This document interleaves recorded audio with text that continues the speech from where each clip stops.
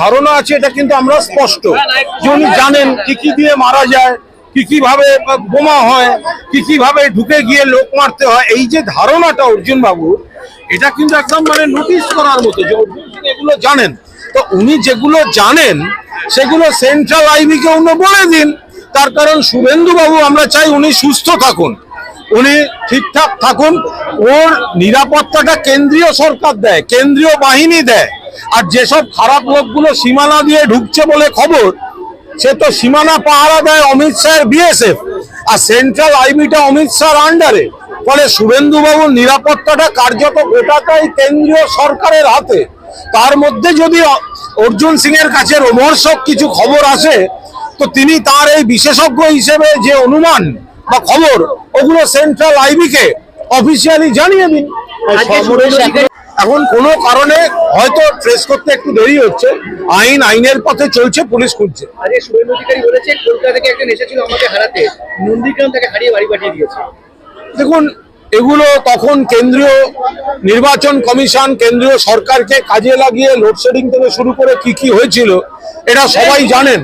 পরবর্তীকালে আমরা পঞ্চায়েতে দেখেছি, জেলা পরিষদের নির্বাচনে, জেলা পরিষদ প্রার্থীদের নির্বাচনে ওই নন্দীগ্রামেই 10,400-র বেশি ভোটে তৃণমূল কংগ্রেসের জেলা পরিষদ প্রার্থীদের লিড আছে।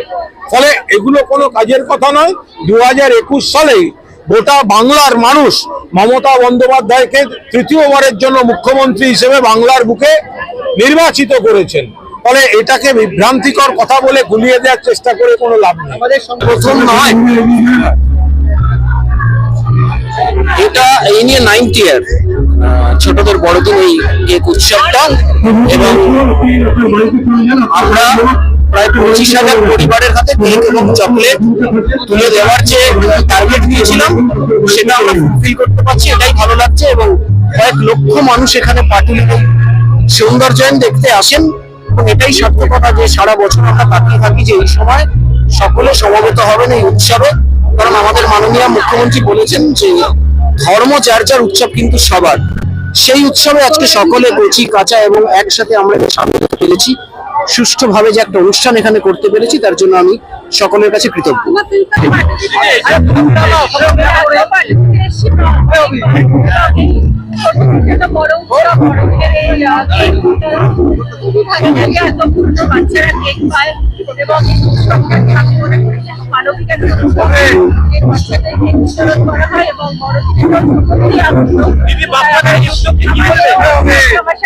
বাপ্পাদিত্যদার এই যে সুন্দর উদ্যোগটাকে কিভাবে দেখছে? বাপ্পাদিত্যর এই সুন্দর উদ্যোগটাকে আমি সবসময় সাধুবাদ জানাই। এর আগেও আমি এসেছি এবং এই সুন্দর অনুষ্ঠানটা বাচ্চাদের যে বড়দিনের আনন্দ দেওয়া, এইটাকে আমি খুবই মানবিক একটা উৎসব বলে মনে করি।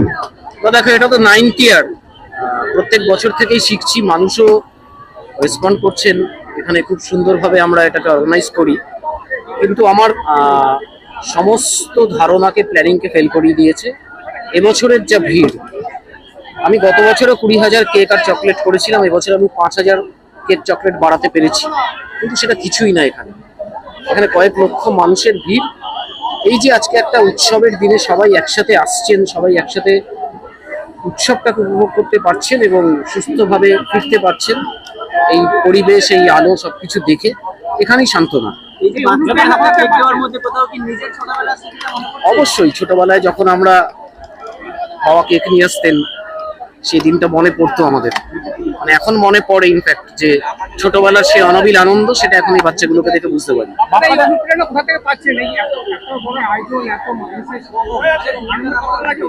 না, যখন পাটুলিটা সাজিয়ে তুলি, তখন যখন লোক সমাগম বাড়তে থাকে আস্তে আস্তে, পাটুলি উৎসব করতাম, তার থেকেই এই অনুপ্রেরণা। দাদা, এত মানুষের সমাগম হয়েছে, জায়গাটা ছোট হয়ে গেল বলে মনে হচ্ছে? এত বড় জায়গা যদি ছোট হয়, কলকাতা শহরে কোথায় 25 ফুটের ফুটপাত আছে আমার জানা নেই। এত বড় ফুটপাত, এত লং স্ট্রেচ।